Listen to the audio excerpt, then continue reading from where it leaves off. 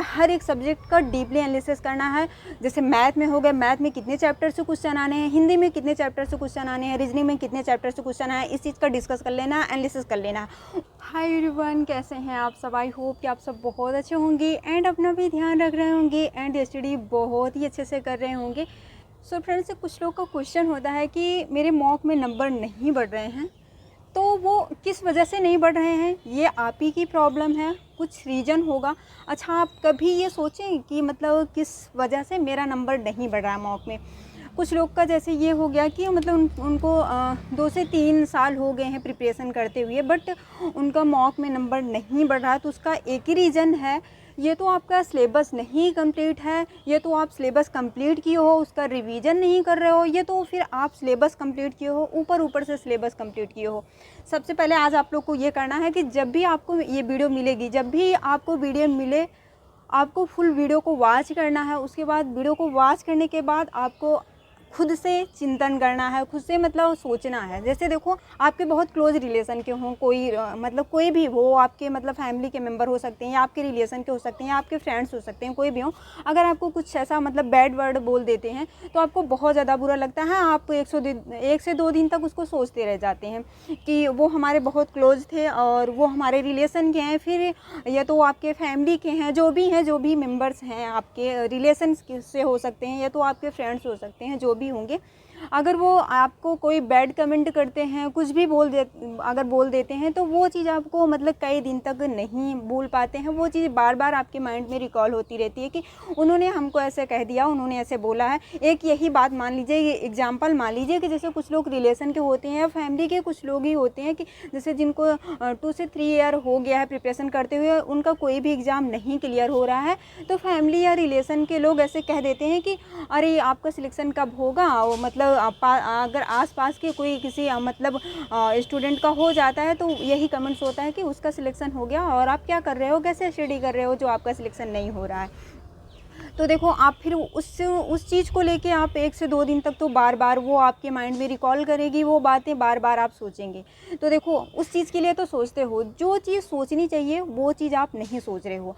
आपको खुद से जब भी आपको ये वीडियो मिले, आपको जब फुल वीडियो को वॉच करने के बाद आपको सोचना है कि अच्छा, मेरी क्या कमी है कि 2 से 3 ईयर हो गया हमें प्रिपरेशन करते हुए, और मेरे मॉक में नंबर क्यों नहीं बढ़ रहे हैं। और मैं एग्ज़ाम देता हूँ, जैसे आप जब भी एग्ज़ाम देते हो, तो अगर 150 क्वेश्चन आने हैं, 160 क्वेश्चन आने हैं, आप 100 क्वेश्चन के आसपास ही घूम रहे हो। इसका क्या रीज़न है? आप खुद से इसको डिस्कस करिएगा। और सबसे पहले जिस भी एग्ज़ाम की प्रिपरेशन कर रहे हो, वो कोई सा भी एग्ज़ाम हो, वनडे एग्ज़ाम हो या CGL, SSC, group D, NTPC, UPSI, UP constable, अभी तो बहुत सारी वैकेंसियाँ आने वाली हैं, PT के थ्रू बहुत सारी वैकेंसियाँ आएंगी, तो आप उसकी भी प्रिपरेशन कर रहे होंगे। जो वनडे एग्ज़ाम की प्रिपरेशन कर रहे होंगे, तो उनके लिए तो बहुत सारी वैकेंसियाँ हैं अभी। अब बहुत सारी वैकेंसियों का आप फॉर्म अप्लाई किए होंगे। तो सबसे पहले आपको सिलेबस देखना है कि जिस भी एग्ज़ाम की प्रिपरेशन कर रहे हो आप, उसका आप सिलेबस देखना है, डिस्कस करना है, एनालिसिस करना है। और सबसे पहले आपको सिलेबस की हार्ड कॉपी निकलवानी है। अगर आप किसी भी एग्ज़ाम की प्रिपरेशन कर रहे हो और आपके पास सिलेबस नहीं है, तो सबसे मतलब मेन जो मतलब सबसे बड़ी गलती तो आपकी यही है कि आप जिस भी एग्ज़ाम की प्रिपरेशन कर रहे हो और आपके पास सिलेबस नहीं है। आप सिलेबस नहीं है तो किस मतलब बेस पे स्टडी कर रहे हो, किस बेस पे प्रिपरेशन कर रहे हो, ये हमें खुद नहीं समझ में आ रहा है। कि अगर आपके पास सिलेबस नहीं है तो आप किस तरीके से पढ़ रहे हो। ये तो आप कहीं बैच किसी का परचेस किए होंगे, वहाँ से पढ़ रहे होंगे, ये तो फिर आप ऊपर से पढ़ रहे हैं। और यही एक रीज़न है कि जो आपका मॉक में नंबर नहीं बढ़ रहा है।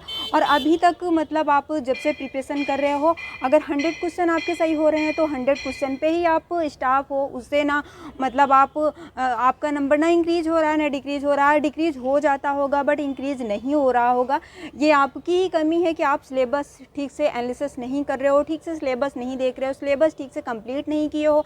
अगर सिलेबस कंप्लीट कर लिए हो तो उसका रिवीजन नहीं कर रहे हो, ये आप ही की कमी है। तो आपको सबसे पहले जिस भी एग्ज़ाम की प्रिपरेशन कर रहे हो, आपको सबसे पहले सिलेबस की हार्ड कॉपी निकलवानी है। और जहाँ भी आप स्टडी करते हो, स्टडी रूम में आपको फ्रंट की दीवार पे चिपकाना है, ताकि आपको ये याद रहे कि अच्छा, मेरा सिलेबस क्या है। सिलेबस जैसे हिंदी का सिलेबस क्या है, मैथ का सिलेबस क्या है, मैथ के कितने चैप्टर से क्वेश्चन आने हैं, हिंदी के कितने चैप्टर से क्वेश्चन आने हैं, रीजनिंग, GK, या सबका जब तक आपके पास सिलेबस नहीं होगा तब तक आप स्टडी कैसे, किस बेस पे करोगे। तो सबसे पहले आपको सिलेबस कि हार्ड कॉपी निकलवानी है, निकलवा के आप जहाँ भी जिस भी रूम में पढ़ते हो, कहीं भी पढ़ते हो, लाइब्रेरी में पढ़ते हो, कहीं भी आप पढ़ रहे हो, वहाँ आपको सिलेबस की हार्ड कॉपी चिपकानी है और उसके बाद आपको एनालिसिस करना है। अगर आपको 2 से 3 ईयर हो गया है प्रिपरेशन करते हुए और आपका एग्ज़ाम जब भी आपका सिलेबस ही नहीं कंप्लीट है, आप सिलेबस का एनालिसिस ही नहीं कर रहे हो, तो एग्ज़ाम क्या निकलेगा। तो आपको सिलेबस जब हार्ड कॉपी निकलवा के लाएंगे तो आपको पहले एनालिसिस करना है। और अगर आप सिलेबस कंप्लीट कर लिए हो तो आपको ये चीज़ देखनी है कि अगर हम सिलेबस कंप्लीट कर लिए हैं तो मतलब किस जगह मतलब मेरी कमी है या सिलेबस ठीक से हम कवर नहीं किए हैं या अभी रिवीजन नहीं कर रहे हो, वो चीज़ देखना है। कि आप अगर सिलेबस जब कंप्लीट कर रहे थे तो नोट्स बनाए हो कि नहीं बनाए हो। अगर नोट्स नहीं बनाए हो तो सबसे बड़ी कमी यही है, नोट्स ज़रूर बनाया करो। जब भी आप सिलेबस कंप्लीट कर रहे हो तो नोट्स ज़रूर बना लिया करो। अगर नोट्स नहीं बनाए हो तो आप जैसे कुछ लोग होते हैं कि मतलब PDF के भरोसे पे रहते हैं कि सर लोग PDF दे देंगे और हम PDF से अपना कवर कर लेंगे। तो देखो PDF से कवर कर ले जाओगे, बट जब भी आपको कभी रिवीजन करना हुआ, एग्जाम टाइम में रिवीजन करना हुआ, तो आप कितनी PDF ढूंढोगे, कितनी PDF मतलब डाउनलोड करोगे। कुछ लोग का ये होता है कि PDF जब सर लोग देते हैं तो वो उसके मतलब प्रिंट आउट निकलवा लेते हैं उसका। तो देखो प्रिंट आउट निकलवा ले रहे हो, वो आपके लिए ऐसा लगता है कि मुझे नोट्स नहीं बनानी पड़ेगी, वो टाइम बचेगा, हम वो टाइम अपना रिवीजन में दे देंगे, अदर सब्जेक्ट पे दे देंगे। बट ऐसा आप नहीं करते होंगे, ये मुझे पता है। भले ही आप प्रिंट आउट निकलवा रहे हो और टाइम बचाने के लिए प्रिंट आउट निकलवा रहे हो, बट वो टाइम सही जगह नहीं लगा रहे हो आप। क्योंकि अगर सही जगह लगाते तो जो आपके मॉक में नंबर कम आ रहे हैं तो मॉक में नंबर कम नहीं आते। और आपको ये देखना है जब भी आप मॉक देते हो, मॉक देने के बाद एनालिसिस ज़रूर करना है। मोस्ट इंपॉर्टेंट है एनालिसिस। अगर आप एनालिसिस नहीं कर रहे हो, मॉक दे रहे हो, तो उसका मॉक देने का कोई मतलब नहीं निकलता है। क्योंकि अगर आप मॉक दे रहे हो, मॉक में यही चीज़ें पता चलती है कि हमारा वीक पॉइंट क्या है, किस सब्जेक्ट में अभी हमें स्ट्रगल करना है, किस चैप्टर में अभी हमारा वीक पॉइंट है, उसको हमें थ्योरी करके कंप्लीट करना है या क्वेश्चन से कंप्लीट होगा। जैसे भी कंप्लीट होगा वो चीज़ जब आप मॉक का एनालिसिस करेंगे तभी पता चलेगा। तो आप जब भी अब आपको सबसे पहले यही करना है कि सबसे पहले सिलेबस की हार्ड कॉपी निकलवानी है। हार्ड कॉपी निकलवाने के बाद आपको एनालिसिस करना है। अगर आपका सिलेबस कंप्लीट हो गया है तो आपको ये चीज़ देखना है कि मेरा सिलेबस कंप्लीट हो गया है तो फिर क्यों नंबर नहीं मेरे इंक्रीज हो रहे हैं, ये चीज़ आपको देखना। और जैसे अगर आप UPSI कांस्टेबल जिस भी एग्जाम की प्रिपरेशन कर रहे हो, सिलेबस जब निकलवा के लाओगे तो उसमें पता चलेगा कि कितने सब्जेक्ट से मतलब क्वेश्चन आने हैं आपके एग्जाम में। वो चीज़ आपको देखना है। हर एक सब्जेक्ट का डीपली एनालिसिस करना है। जैसे मैथ में हो गया, मैथ में कितने चैप्टर से क्वेश्चन आने हैं, हिंदी में कितने चैप्टर से क्वेश्चन आने हैं, रीजनिंग में कितने चैप्टर से क्वेश्चन आए, इस चीज़ का डिस्कस कर लेना, एनालिसिस कर लेना। उसके बाद आपको अगर सिलेबस कंप्लीट हो गया है तो आप अगले दिन मॉक दीजिएगा। जब भी संडे को, जब हर प्लेटफॉर्म पे फ्री होता है मॉक, तो मॉक जब भी संडे को दीजिएगा आप, तो मॉक को जैसे आपके जो भी जिस भी एग्ज़ाम की प्रिपरेशन कर रहे हो, जितने भी क्वेश्चन आते हैं उसमें, उसको आपको बहुत डीपली तरीके से एनालिसिस करना। हर एक क्वेश्चन को आपको देखना है और जो क्वेश्चन रॉन्ग होते हैं उसको तो बहुत डीपली एनालिसिस करना है। और उस चीज़ को जैसे हिंदी में हो गया, हिंदी में अगर आपके जैसे तद्भव, सम, काल, वाची, क्रिया, विशेषण, अगर इन चैप्टरों से आपके क्वेश्चन रॉन्ग होते हैं तो उन चैप्टर को आपको लिखना है, नोट डाउन करना है। एक पतली से आपको नोट्स लेनी है। इतनी पतली नोट्स लीजिएगा, बहुत ज़्यादा मोटी नोट्स नहीं लेनी है आपको कि बहुत ज़्यादा आप मोटी नोट्स ले रहे हो। पतली सी नोट्स लेनी है। जब भी आप मॉक दे रहे हो, मॉक देने के बाद एनालिसिस करते हो, एनालिसिस करने के बाद आपको यही चीज़ करना है कि मैथ में जिस चैप्टर से क्वेश्चन रॉन्ग हो रहे हैं उस चैप्टर को नोट डाउन करना है, और हिंदी में जिस चैप्टर से क्वेश्चन रॉन्ग हो रहे हैं उसको नोट डाउन करना है। ऐसे ही सारे सब्जेक्टों को करना है। उसको उसी दिन, जैसे संडे का मॉक होता है तो संडे को अगर आप मॉक दिए हो, संडे का टाइम वैसे भी क्लासें नहीं होती हैं तो उस दिन रिवीजन का टाइम होता है, तो आपका सिलेबस कंप्लीट है तो सबसे पहले आपको यही करना है। और आपके पास अगर नोट्स नहीं है तो आप दोबारा से सिलेबस कंप्लीट करिए, नोट्स बनाइए। मोस्ट इंपॉर्टेंट है नोट्स। अगर आपके पास नोट्स नहीं है तो रिवीजन कहाँ से करोगे, कितनी PDF ढूंढोगे। ये तो फिर आप अगर प्रिंट आउट निकलवाया है तो वहाँ से आपको रिवीजन करना है। बट अगर आप अपने हाथ से नोट्स बनाते हो तो वो ज़्यादा बेटर होगा, क्योंकि जब हम लोग नोट्स बनाते हैं उस चीज़ को बार बार रीड करके अगर हम लोग नोट डाउन करते हैं तो कुछ चीज़ें ऐसी होती हैं जो हमारे माइंड में सेव हो जाती हैं। फिर से अगर हम लोग जब दोबारा से रिवीजन करते हैं तो वो चीज़ और क्लियर हो जाती है। तो सबसे पहले आप लोग को नोट्स बनानी है, PDF के भरोसे नहीं रहना है। अगर आप ये चाह रहे हो कि मॉक में मेरे नंबर इंक्रीज हो तो फिर यही करना पड़ेगा कि आपको नोट्स बनानी पड़ेगी। अगर सिलेबस नहीं कंप्लीट है तो पहले सिलेबस कंप्लीट करिएगा, नोट्स बनाइएगा, उसके बाद ही जितने भी चैप्टर से क्वेश्चन आ रहे हैं आपके एग्जाम में सारे चैप्टर का एनालिसिस कर लेना है। और जिस चैप्टर में आपकी मतलब आपके क्वेश्चन रॉन्ग हो रहे हैं, जैसे हिंदी का हो गया, हिंदी का हमने बताया जैसे क्रिया विशेषण, संज्ञा और काल और संधि, अगर इन चैप्टरों से जितने भी चैप्टर से क्वेश्चन रॉन्ग हुए हैं उन चैप्टरों को नोट डाउन करना है। नोट डाउन करके संडे के ही दिन, जिस दिन आप मॉक दोगे उसी दिन आपको रिवीजन करना है। आपको टालना नहीं है कि मतलब कल कर लेंगे, आज संडे का दिन है तो आज हम घूम लेते हैं, मूवी देख लेते हैं, क्रिकेट देख लेते हैं, कुछ भी गर्ल्स लोग हैं सीरियल देखती हैं, तो आपको ये चीज़ नहीं करना है। अगर सिलेक्शन लेना है तो आपको ऐसा नहीं करना है कि आज नहीं कल पढ़ लेंगे, कल नहीं अगले दिन पढ़ लेंगे, तो ये चीज़ आपको नहीं करनी है।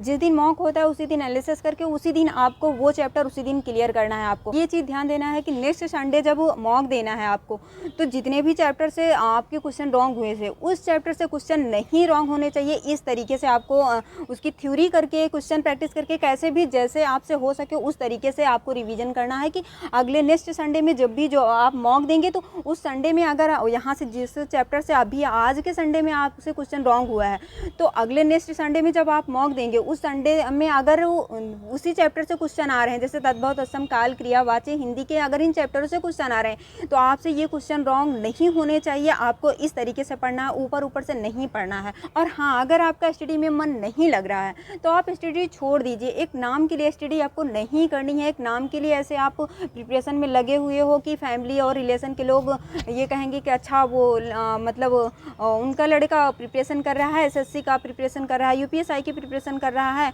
कांस्टेबल की प्रिपरेशन कर रहा है, तो इस नाम के लिए आपको नहीं प्रिपरेशन करनी है। आपको सिलेक्शन लेना है, इस बेस पे आपको प्रिपरेशन करनी है। और अगर इस बेस पे प्रिपरेशन कर रहे हो कि मतलब रिलेशन में और फैमिली में और आपके गांव में और मोहल्ले में ये चीज़ हो जाए कि अच्छा उनका लड़का प्रिपरेशन कर रहा है, उनकी लड़की एसएससी की प्रिपरेशन कर रही है, यूपीएसआई की प्रिपरेशन कर रही है, तो इसलिए आपको नहीं स्टडी करनी है। स्टडी उस बेस पे करनी है ताकि आपका सिलेक्शन हो सके। मैं अपनी खुद की कमियां बताऊं तो जब अभी कांस्टेबल का एग्ज़ाम था तो मैं खुद जब मॉक देती थी तो मेरे मॉक में बस कितने मतलब 90 क्वेश्चन, मतलब RWA के मॉक में 90 क्वेश्चन सही होते थे बस। कभी 90, 95, 90, मतलब बस इसी के राउंड में घूम रहे थे, 90, 95, 90, 95। और एक ही रीज़न था मेरी एक ही कमी थी कि मैं मैथ पे बहुत ज़्यादा वर्क नहीं कर रही थी, मेरी मैथ वीक थी उस टाइम। में मैथ के क्वेश्चन बस 5 या 6, 5, 6, 8, बस इससे ज़्यादा क्वेश्चन सही नहीं हो रहे थे मुझसे। जब भी मैं मॉक देती थी तो मैथ के क्वेश्चन 5 या 8, 6 इतने ही क्वेश्चन मुझसे सही होते थे, बाकी सारे क्वेश्चन या तो स्किप करती थी या तो मुझसे रॉन्ग हो जाते थे। तो जब मैं एग्ज़ाम दी मुझे ऐसा लग रहा था कि मैं एग्ज़ाम दूंगी और मतलब जीके जीएस रीजनिंग पे मैं अपना सिलेक्शन ले लूँगी, एग्ज़ाम क्रैक कर जाऊँगी। बट देखो ऐसा नहीं होगा। जो भी अगर आपका वीक चैप्टर है, वीक सब्जेक्ट है, उसको पढ़ना ही पड़ेगा, बहुत डीपली पढ़ना पड़ेगा, वो चीज़ आपको करनी ही पड़ेगी। अगर ये सोचो कि वो सब्जेक्ट हमको ना पढ़ना पड़े और हमारा सिलेक्शन हो जाए तो बिल्कुल ऐसा नहीं होगा, आपको पढ़ना ही पड़ेगा। तो देखो मैं अभी इस टाइम का मैं बता रही हूँ, अभी जो नेक्स्ट संडे का मॉक हुआ था मैं भी इस टाइम मैथ पे बहुत ज़्यादा स्ट्रगल कर रही हूँ। मैं मैथ पे कम से कम डेली 6 आवर्स दे रही हूँ और मैं मैथ में अभी किसी भी एग्ज़ाम का मैं मॉक दे रही हूँ जिसमें 20-25 क्वेश्चन आ रहे हैं तो मैं 20 के अराउंड क्वेश्चन सही कर ले जा रही हूँ। उसका एक ही रीज़न है कि मैं बहुत ज़्यादा प्रैक्टिस कर रही हूँ। और मैथ रीजनिंग ऐसा सब्जेक्ट है कि आप जितनी ज़्यादा प्रैक्टिस करोगे उतनी जल्दी इंप्रूव होगी और उतना आपका वो डाउट क्लियर होगा, आप जितना क्वेश्चन प्रैक्टिस कर ले जाओगे। जैसे अगर मैथ की बात करते हैं तो मैथ में जो भी चैप्टर आपका मतलब कंप्लीट हो जाए, आप सिलेबस कंप्लीट हो गया है, अगर आप रिवीजन कर रहे हो तो आपको तो एक चैप्टर एक दिन में फिनिश कर देना है, क्योंकि आपको क्वेश्चन ही प्रैक्टिस करनी है। अगर आप परसेंटेज चैप्टर उठा रहे हो, टाइम एंड वर्क उठा रहे हो, या कोई भी चैप्टर आप ले लीजिए मैथ से, टाइम एंड डिस्टेंस और प्रॉफिट लॉस, कोई भी चैप्टर ले लीजिए। जब भी आप रिवीजन कर रहे हो तो आपको 100 क्वेश्चन उसके ज़रूर से ज़रूर सॉल्व करने हैं, 100 क्वेश्चन से कम तो नहीं सॉल्व करना है। इससे क्या रहेगा, आपको रिवीजन हो जाएगा। जिन लोग का मतलब सिलेबस कंप्लीट हो गया है, अगर मैथ में मतलब उनको प्रॉब्लम है, मतलब हर चैप्टर से लगा लेंगे, तो उस दिन आप खुद ही देखेंगे कि आपसे जब भी मॉक में क्वेश्चन उस टाइप के क्वेश्चन आएंगे तो आपसे रॉन्ग नहीं होगा, 100% आप उसको सही कर लेंगे, सॉल्व कर लेंगे, आपको कोई प्रॉब्लम नहीं आएगी। तो हर चैप्टर का ऐसे ही करना है, हर सब्जेक्ट में ऐसे ही करना है। जैसे हिंदी के जितने भी चैप्टर हैं, जितने भी चैप्टर से क्वेश्चन आने हैं, आपको हर चैप्टर मतलब हर चैप्टर का थ्योरी करनी है। सबसे पहले हर चैप्टर की आप थ्योरी कर लीजिए। थ्योरी करने के बाद क्वेश्चन प्रैक्टिस ज़रूर करना है। और क्वेश्चन प्रैक्टिस आप किसी भी प्लेटफॉर्म से कर सकते हो, TW RW TW मतलब एग्जामपुर कहीं से भी कर सकते हो। और TW पे तो ऐसा हिंदी का चैप्टर वाइज क्वेश्चन दिया गया है, आई थिंक मुझे लगता है 100 क्वेश्चन से 100 क्वेश्चन प्लस ही क्वेश्चन दिया गया होगा हर सब्जेक्ट का। तो आप हिंदी का अगर प्रैक्टिस करना चाहते हो तो TW से कर सकते हो, वहाँ हर चैप्टर का मतलब क्वेश्चन प्रोवाइड कराया गया है, तो आप वहाँ से ये चीज़ क्लियर कर लीजिए। अब ये चीज़ तो डाउट क्लियर हो गया होगा कि मॉक में नंबर कैसे बढ़ाने हैं। देखो मॉक में ऐसे ही नंबर बढ़ेंगे, तो ये चीज़ आपको ही देखनी है कि हमको किस तरीके से पढ़ना है। तो आई होप कि आप लोग का डाउट क्लियर हो गया होगा कि मॉक में कैसे नंबर बढ़ेंगे। रीज़न यही है, आपकी ही कमी है जो मॉक में नंबर नहीं बढ़ रहे हैं। तो आपको ऐसा ही करना है, हर मॉक को देना है, हर संडे को मॉक प्रोवाइड कराया जाता है, हर प्लेटफॉर्म पे फ्री होता है। तो आपको मॉक देने के बाद एनालिसिस करना है। जिनका सिलेबस कंप्लीट हो गया उनको तो सिलेबस की टेंशन नहीं है कि मुझे सिलेबस कंप्लीट करना है। तो आपके पास अगर नोट्स है तो उसी जिस चैप्टर से क्वेश्चन रॉन्ग हो रहे हैं उसको बार बार रिवीजन करिए, थ्योरी करिए। अगर प्रॉब्लम आ रही है तो आप क्लास लीजिए, उस चैप्टर की क्लास लेके थ्योरी कंप्लीट करिए। थ्योरी कंप्लीट करने के बाद क्वेश्चन जरूर प्रैक्टिस करना है। क्वेश्चन प्रैक्टिस करने के बाद, और ऐसा नहीं कि आप 20-25 क्वेश्चन प्रैक्टिस कर रहे हो, कम से कम 100 क्वेश्चन प्रैक्टिस करना है, तभी आपका डाउट क्लियर हो पाएगा। तो आपको ये चीज़ें करनी है। आई होप कि सारी चीज़ें क्लियर हो गई होंगी। तो जिन लोग का ये क्वेश्चन था कि मॉक में नंबर नहीं बढ़ रहे हैं, तो उन लोग का डाउट क्लियर हो गया हो कि किस तरीके से आपको स्टडी करनी है कि आपके मॉक में नंबर बढ़ेंगे। और 101% अगर आप इस तरीके से स्टडी करते हो कि जब भी आप मॉक दे रहे हो, मॉक देने के बाद एनालिसिस करते हो, एनालिसिस करने के बाद जिस चैप्टर में क्वेश्चन रॉन्ग हो रहे हैं उसको आप डीपली जाके उसका स्टडी कर रहे हो। और जैसे आप खुद से अगर बुक से पढ़ रहे हो, बुक से अगर नहीं क्लियर हो पा रहा है तो आपको क्लास लेनी है, उस चैप्टर की क्लास करके क्वेश्चन प्रैक्टिस करनी है। अगर इस तरीके से आप पढ़ते हो तो 101% आपके नंबर बहुत जल्दी इंक्रीज होंगे। अगर आप किसी भी एग्ज़ाम की प्रिपरेशन कर रहे हो आपको ऐसा ही करना है। तो आई होप कि सारी चीज़ें क्लियर हो गई होंगी। तो मिलते हैं नेक्स्ट वीडियो में। आप लोग से रिक्वेस्ट है कि प्लीज़ अगर आप लोग वीडियो को वॉच करते हो तो चैनल को ज़रूर सब्सक्राइब कर लेना। एंड वीडियो का फीडबैक कमेंट बॉक्स में ज़रूर दिया करो, वीडियो कैसी लगी आपको। एंड वीडियो अच्छी लगे तो प्लीज़ मेक श्योर लाइक ज़रूर करिएगा। मिलते हैं नेक्स्ट वीडियो में, तब तक के लिए बाय बाय, टेक केयर।